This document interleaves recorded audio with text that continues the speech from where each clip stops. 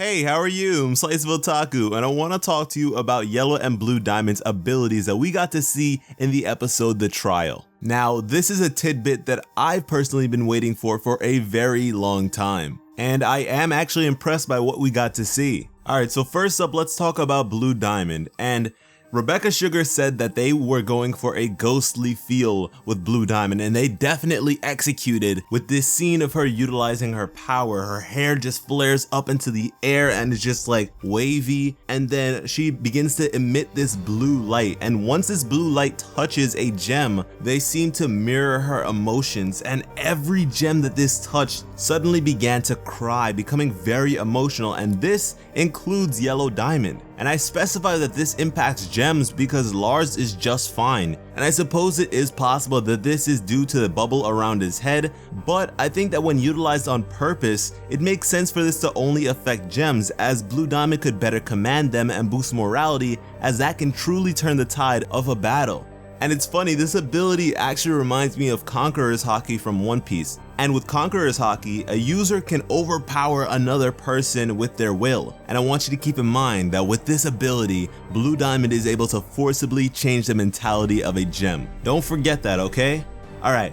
Moving on to Yellow Diamond and her ability to conduct seemingly electricity. And with this ability, she strikes the green Zircon. And it seems like this bolt of electricity does not physically damage. It does not propel this small Zircon back in any way. It doesn't have this sort of tremendous force, but it smothers and surrounds the Zircon's body until they begin to crumble. And this crumbling sequence is very reminiscent of a gem destabilizer being utilized on a gem, which seems to point towards Yellow Diamond being the origin, or at least the inspiration, for this technology. And it's funny because a ton of videos back, I theorized that Yellow Diamond was the head of gem technology. She was propelling the species towards more and more technological advancements. And keep in mind that initially the crystal gems were not familiar with the technology of a gem destabilizer, so this was a new invention crafted after the Gem War for Earth. And it's crazy that this also reminds me of One Piece. Now in One Piece there was this character named Enel,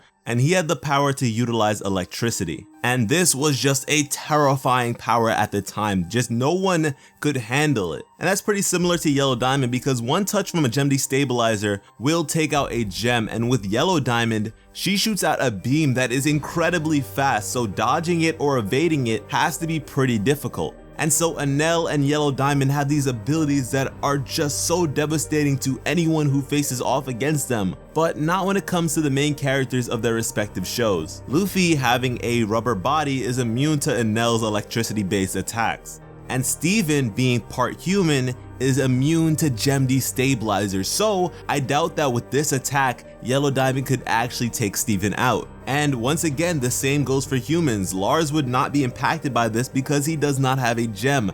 And so this is a clear-cut weakness of the diamonds. They have abilities that impact other gems, but not abilities that can take out other life forms, other foreign organic life forms. So it is very clear that they need their subjects. And so if we hold them to typical gem rules, that means that their purpose is to rule over other gems, and without other gems, they have no purpose. Now, I told you to keep in mind the ability of Blue Diamond to override the mentalities of other gems, and you've seen with Yellow Diamond now that she has the ability to alter the physical form, disrupt the physical form of gems. And now if we combine these two abilities, dare I say, fuse these two abilities, this is kind of reminiscent of corruption, both disrupting a gem's physical form and altering the mind. These are two features present in corruption. And if we believe the spread of corruption to be a combined attack of 3 diamonds,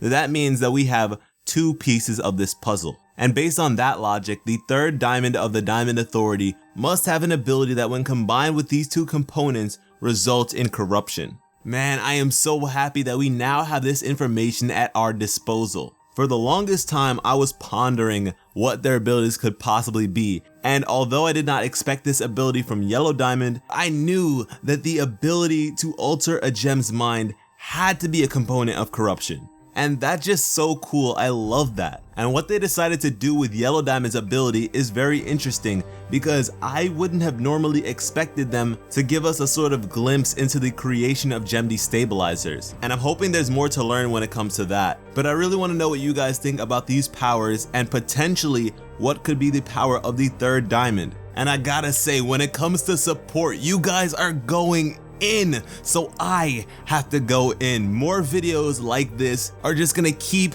coming your way, and if that sounds good to you, please subscribe. Thank you so much for watching, and have an awesome day. I love you.